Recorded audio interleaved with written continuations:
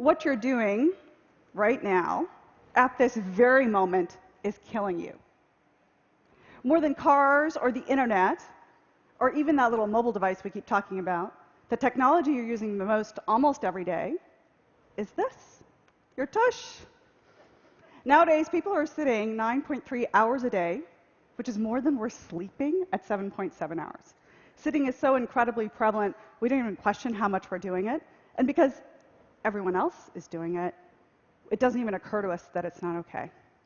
In that way, sitting has become the smoking of our generation. And of course, there's health consequences to this, scary ones, besides the waste. Things like breast cancer and colon cancer are directly tied to our lack of physical inactivity.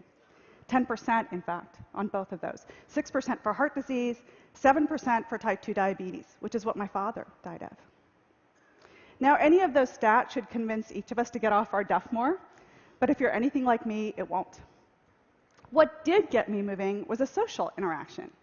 Someone invited me to a meeting, but couldn't manage to fit me into a regular sort of conference room meeting and said, I have to walk my dogs tomorrow. Could you come then? Seemed kind of odd to do. And actually, that first meeting, I remember thinking, I have to be the one to ask the next question because I knew I was going to huff and puff during this conversation. And yet, I've taken that idea and made it my own.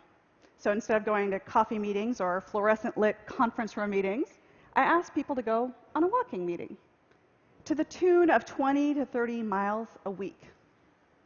It's changed my life. But before that, what actually happened was I used to think about it as you could take care of your health or you could take care of obligations. And one always came at the cost of the other.